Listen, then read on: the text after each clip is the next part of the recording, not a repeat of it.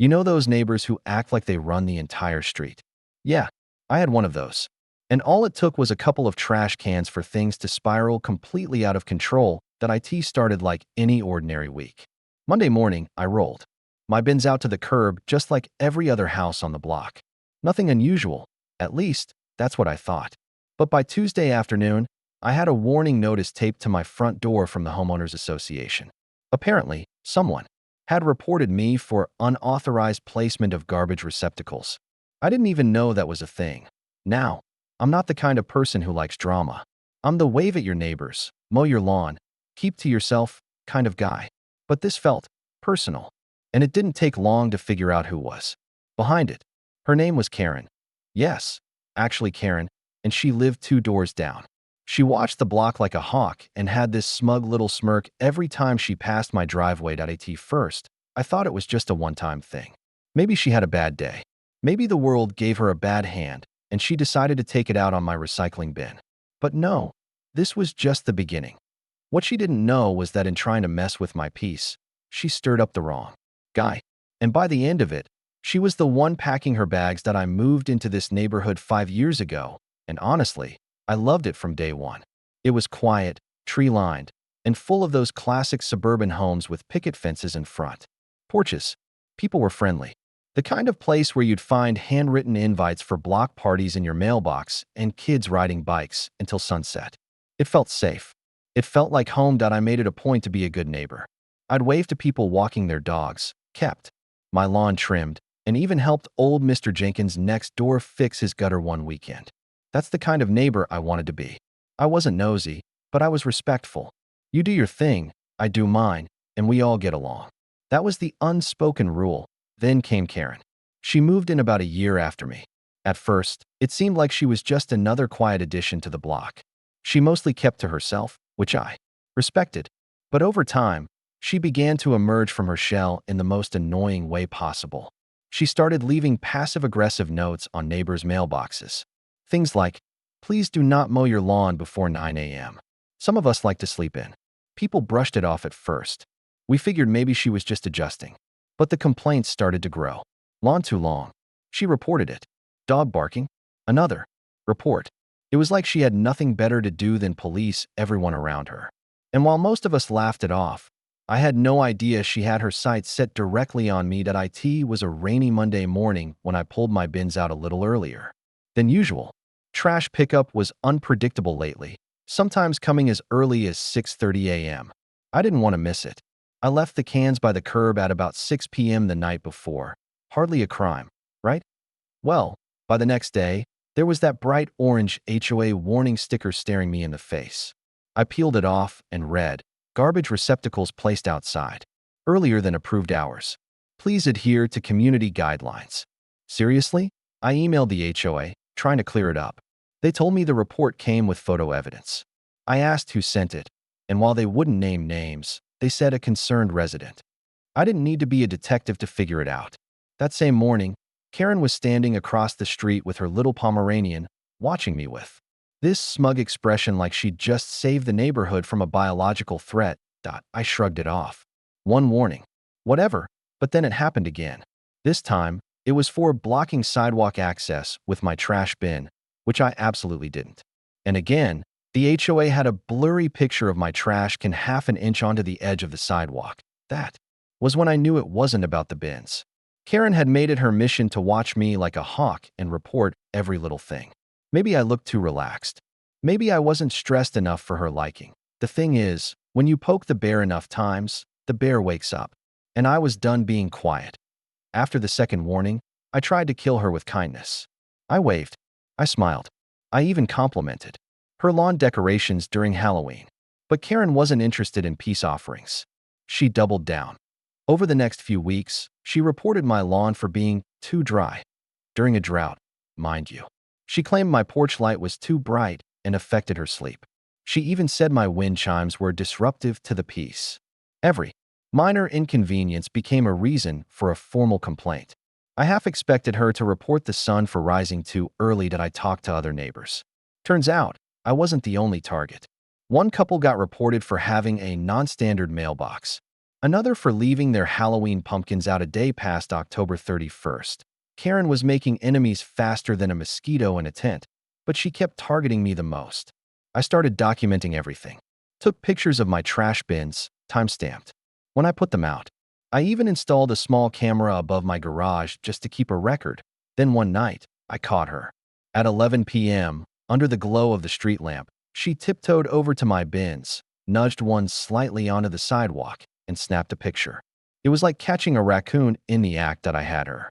Finally, proof she wasn't just reporting violations, she was staging them. But I didn't confront her. Not yet that I wanted to play the long game. Because if she was this obsessed with rules, I figured maybe she was hiding a few violations of her own. And it was time to find out that I started doing some digging. Not in a creepy, stalker way, just public. Records, HOA documents, and a few friendly chats with neighbors. Turns out, Karen was a renter, not an owner. That alone wasn't a big deal. Plenty of renters live here. But the lease agreement for her unit had some strict terms. Through a conversation with the HOA president, who'd had her own run-ins with Karen, I learned that Karen wasn't even listed on the lease. The property was leased to someone else. Entirely, a guy named Todd. I found that odd, so I did some checking and learned that Todd hadn't lived in the state for over a year. That's when it clicked. Karen was illegally subletting. I kept digging. With some help from a friend who works in property management, I found more red flags. Karen had a history of being evicted from 2 previous neighborhoods. One of them even cited harassment of other tenants as a reason. It was a goldmine of information. Now I had a decision to make. Do I expose her right away? Or do I wait and let her build her own case? I decided to wait. I let her keep filing complaints, all while I quietly gathered more. Each staged photo, every late-night sidewalk shuffle, and even a few recorded voice memos of her bragging about keeping the neighborhood in line. She thought she was building a case against me, but I was building a file on her, and soon it would all come crashing down. With everything I had collected, I knew I couldn't just go to the HOA and say, "Look what I found." I needed a strategy. So I started with the landlord. I tracked down Todd, the guy whose name was on the lease. He was surprisingly easy to find. Turns out, he was renting out the property while working abroad. When I got in touch with him, I kept it polite. I said, "Hey, I think you might want to know what's going on with your property." At first, he was confused. Then, when I shared a few key details, like the staged trash photos and the false complaints, he was stunned. He told me Karen was never supposed to live there. She was a friend of a friend who was supposed to watch the place temporarily. I gave him everything I had. He asked if I'd be willing to provide a statement if it came to it. I agreed. Next, I went to the HOA. I set up a meeting and laid out my case. Photos, videos, documents. I explained how I had tried to be a good neighbor and how Karen was targeting me and others. They were floored.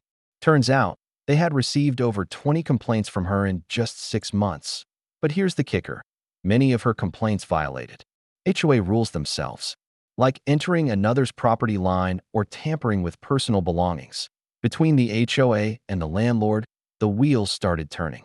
And Karen had no idea what was coming. About 2 weeks later, I got an email from the HOA. Karen had been issued a formal notice of investigation. Her access to the community complaint portal was suspended, and she was warned to cease contact with other residents until the matter was resolved. The same day, I saw her standing outside her house, yelling on the phone. I couldn't hear the whole conversation, but from her body language, she was clearly spiraling. She started avoiding eye contact. No more smug smirks. Just silence. A week later, a for rent sign appeared in her front yard. I ran into the HOA president that afternoon, and she confirmed it. Karen was being evicted. The landlord had issued a 30-day termination of the lease due to violations of both HOA rules and the subletting agreement. Karen tried to fight it, of course. She claimed harassment, discrimination, and all sorts of nonsense. But the evidence was overwhelming. She even called the HOA meeting a witch hunt. I didn't gloat. I didn't throw a party. But when moving day came, and she loaded the last of her clutter into a U-Haul, I couldn't help but feel a sense of peace wash over the block. Several neighbors came out that evening. We shared drinks on my porch, swapped Karen's stories, and laughed more freely than we had in months. It felt like a weight had been lifted.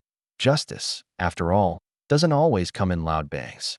Sometimes it shows up quietly, in the form of a for rent sign. After Karen left, the neighborhood slowly returned to normal. The passive-aggressive notes disappeared. The HOA complaints dropped by more than half. People started chatting more freely at the mailbox again. Her house was soon rented out to a lovely couple with a toddler and a golden retriever. They brought cookies over during their first week, and the woman even joined the community garden club. Total breath of fresh AIR.AS for me. I finally took down the camera above my garage. I no longer needed evidence or time-stamped photos. 4. The first time in months, I could just relax. Neighbors began referring to the whole ordeal as the trash can war, like it was some legendary neighborhood event. In a weird way, it brought us closer.